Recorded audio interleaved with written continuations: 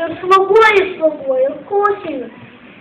Mūsų sveikatai, turtų ir prabangaus gyvenimo nereikia, atsakė ministras. Ir aš šimto įrodysiu. Nusvedė ministras Karalaitį už miesto, ten susitiko piemenį, kuris per visas dienas ganė gyvulius. Buvo labai menkai apsirengęs, o maitinosi tik sausa duona ir užderdama šaltinio vandenį. Ministras tarė Karalaičio: matai, kaip skurdžiai gyvena piemuo ir kiek jam daug visko trūksta. Paklausk, ar dažnai serga? Piemuo linksmai nusijuokė ir sako: Karalaitė, aš niekada nesergu.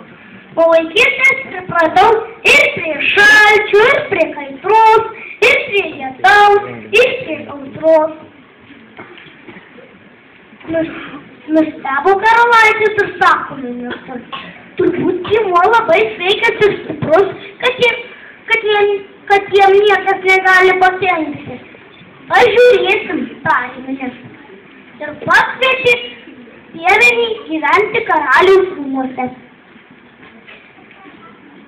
Ten gražiai ją aprengė, gerai maitino, tarnai saugodavo, kad nesušaltų, neperkaistų. Galiausiai šis bete pasveiko.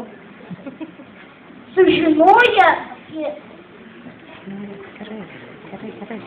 sulysusi išblyškusi pamatęs į Karalaitis, labai nustebo, kad piemuo taip pasikeitė. Labai nustebo, kad tokia smulkmena galėjo taip sugadinti piemens sveikatą.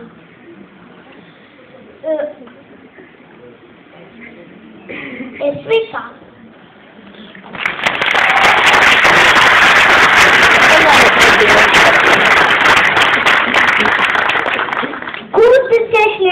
Kūtose porinį, o aš tai paporysiu.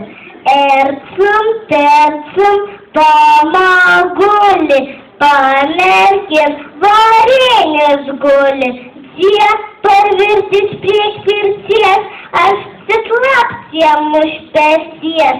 Ercum, tercum, įnirėni, kūtose droni, varienį.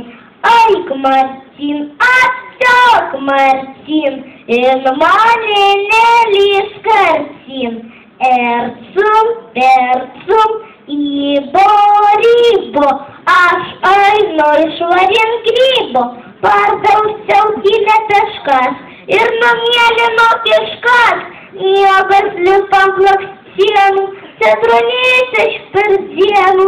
Aik, Martin, atstok, Martin, ir mane nelys kartin.